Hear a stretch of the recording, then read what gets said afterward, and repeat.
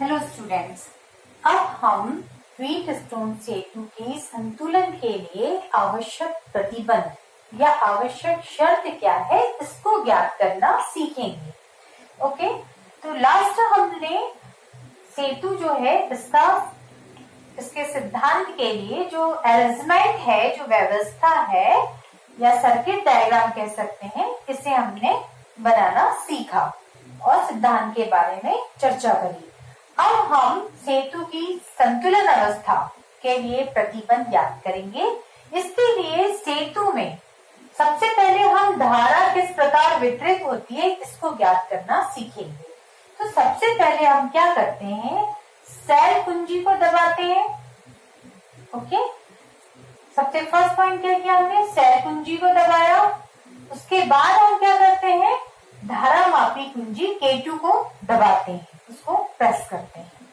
Cell कुंजी को दबाने से क्या होगा कि सेल से धारा I प्रवाहित होना शुरू होती है। सेल से मान लीजिए धारा I प्रवाहित हो रही है।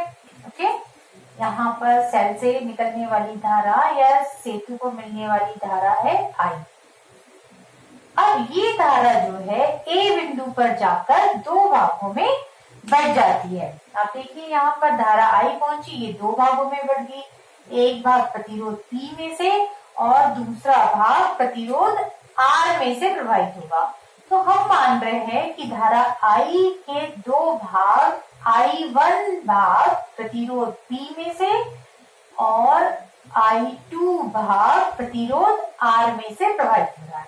I1 प्रतिरोध P में से और I2 भाग प्रतिरोध R में से, मतलब I यहाँ पर दो भागों में बढ़ गई। ओके, I जो है दो भागों में बढ़ गई, एक I1 और दूसरा भाग I2।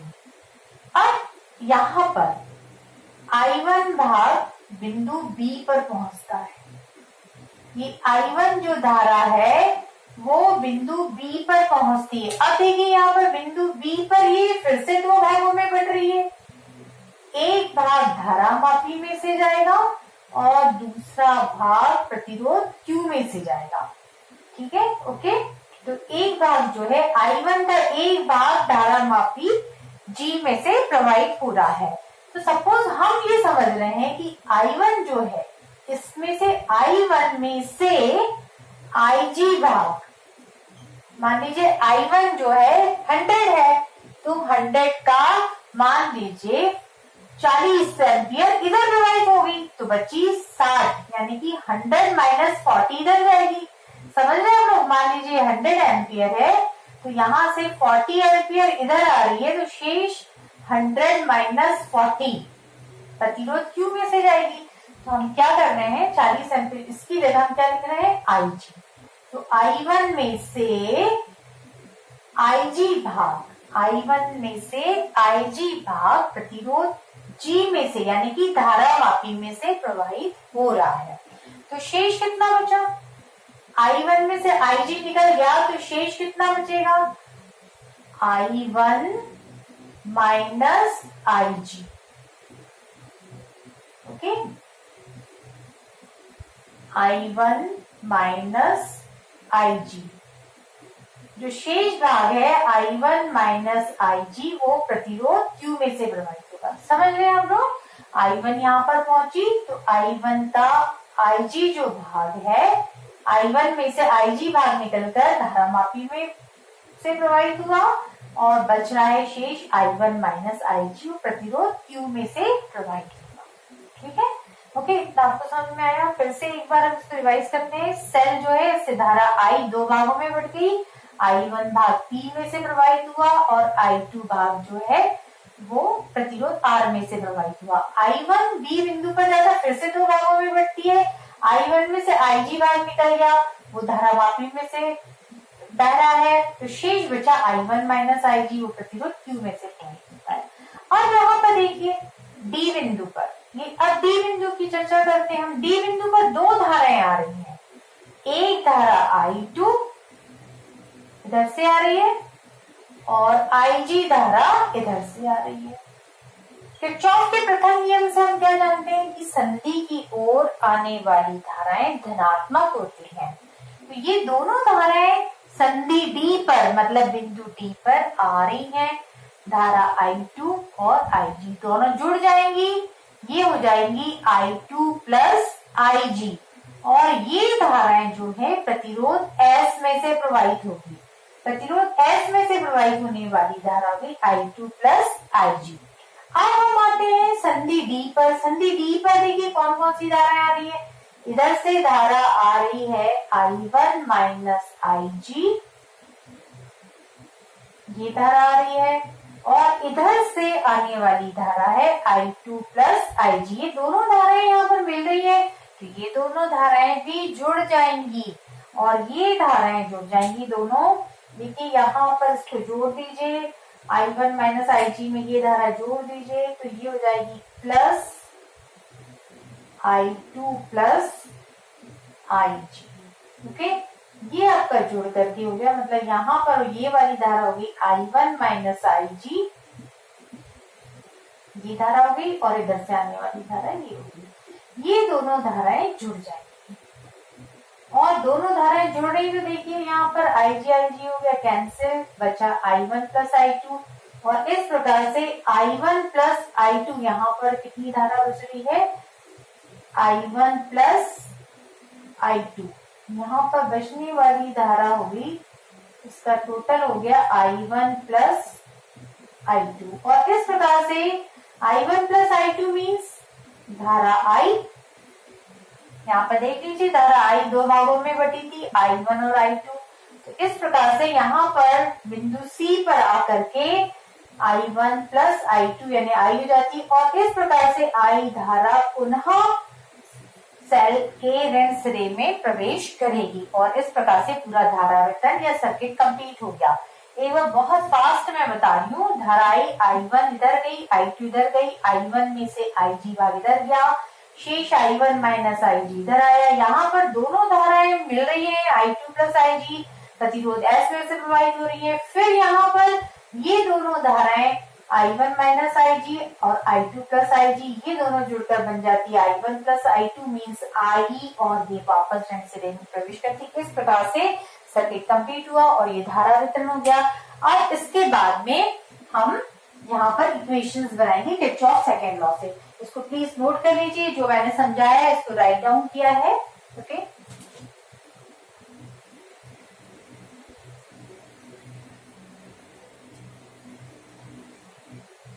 देखिए स्टूडेंट्स, इस वेट स्टोन में दो बंद परिपथ हैं, एक बंद परिपथ ये है और एक बंद परिपथ ये है। किरचॉफ का द्वितीय नियम जो हम सीख चुके हैं वो लूप नियम कहलाता है, बंद परिपथ में लागू होता है, जिसमें धारा गुणित प्रतिरोध प्लस विद्युत वाहक बलों का बीजीय योग 0 होता है। तो आइए हम सबसे पहले किरचॉफ का द्वितीय नियम ये वाले बंद परिपथ में लगाते हैं। तो हम बंद परिपथ लेते हैं A B D A, A B D A, ये हम बंद परिपथ ले रहे हैं। ओके, तो हम सबसे पहले किरचॉफ द्वितीय नियम लगा रहे हैं बंद परिपथ A B D A, A B D A में। अब यहाँ पर देख लीजिए सेल तो लगा ही नहीं है यहाँ पर इस बंद परिपथ में, तो सिर्फ धारा और प्रतिरोध का गुणा लेना है।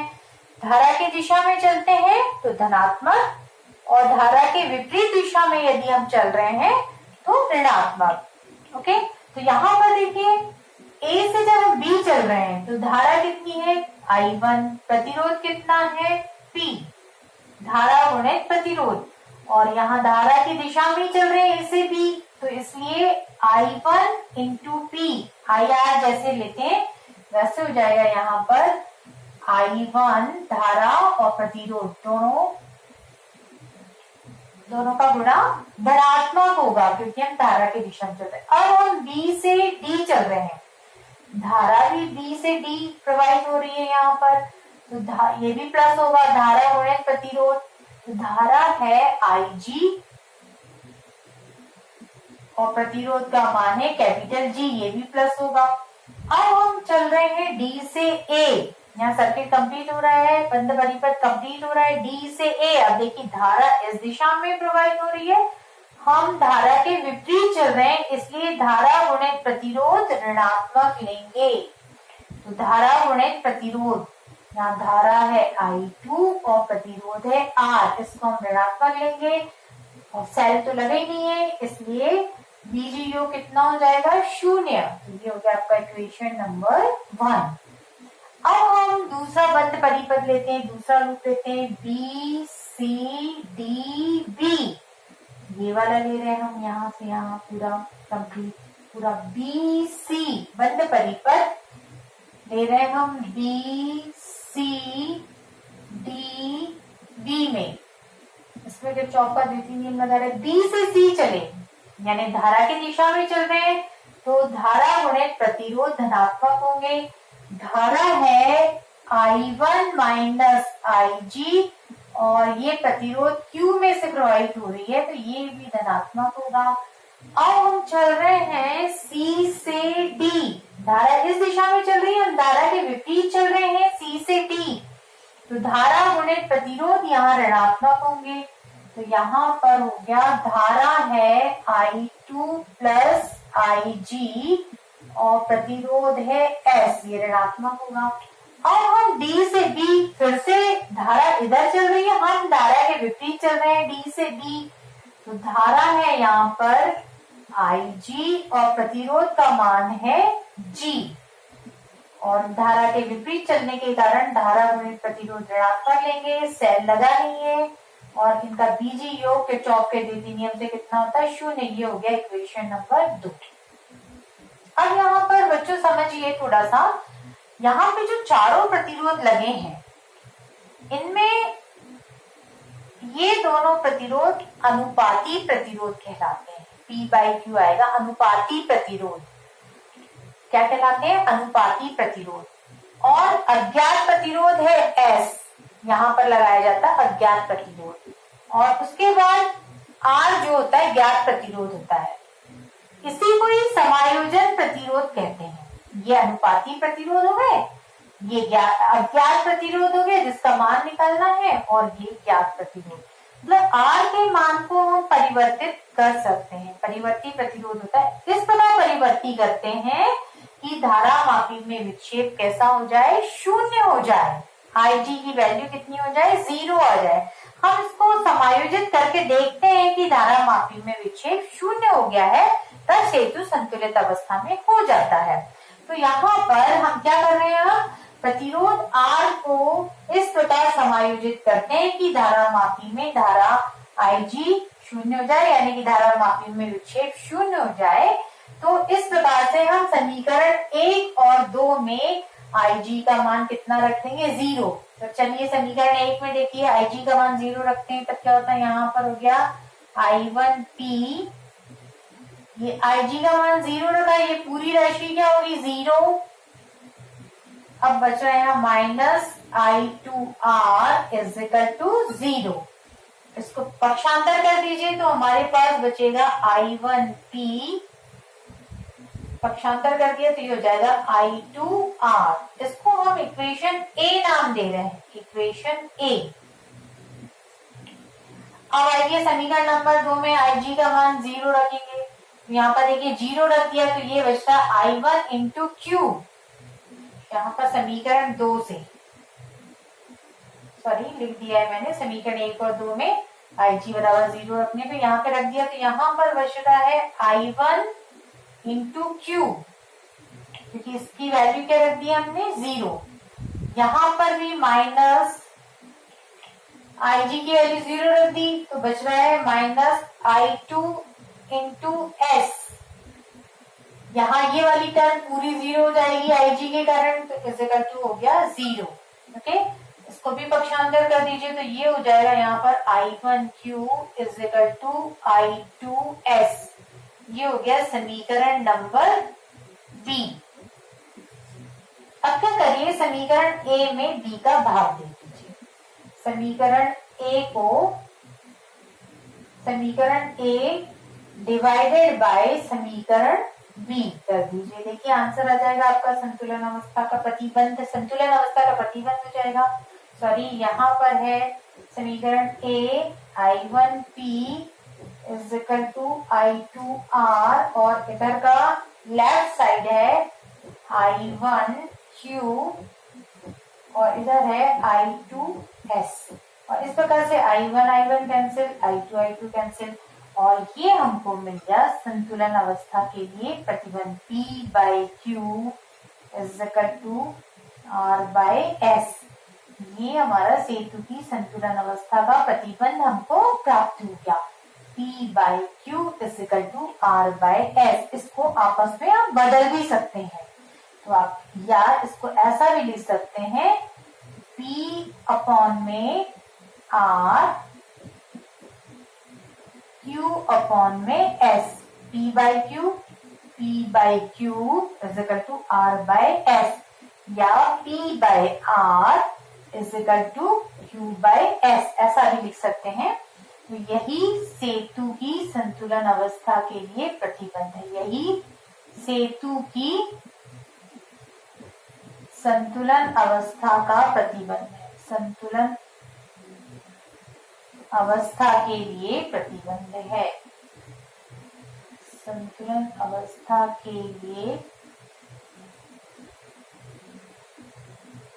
पर्याप्त शर्त है या प्रतिबंध है। इस प्रकार से ये सिद्ध हुआ। ठीक है, ओके बच्चों। और यहाँ पर अपन कुछ नोट्स वगैरह भी देखेंगे कि यहाँ पर इसके आगे के पार्ट में शॉर्ट नोट्स जो कि ऑब्जेक्टिव के हिसाब से इम्पोर्टेंट है और क्वेश्चंस इसी टाइप से पूछा जाता है। सेतु की संतुलन अवस्था के लिए प्रतिबंध ज्ञात करिए। Okay, that's all. I hope आपको समझ में आया होगा। Thank you for watching. Next part में हम छोटे छोटे जो है इसके ऑब्जेक्टिव्स के लिए देखेंगे और कुछ इंपॉर्टेंट नोट्स देखेंगे। उसमें मैं राइट डाउन करा दूंगी। इसको अनुपाती भुजाएं कहते हैं, इसको ब्रिज क्यों कहते हैं, ओके, इसको ब्रिज क्यों कहते हैं, या ज्ञात प्रतिरोध है। व्हीट स्टोन का संतुलन अवस्था में प्रतिरोध ज्ञात करिए। जो छोटे छोटे क्वेश्चन जो ऑब्जेक्टिव में पूछे जाते हैं उस पर्पज से अपन नेक्स्ट 5-10 मिनट के लिए अपन डिस्कशन करेंगे नेक्स्ट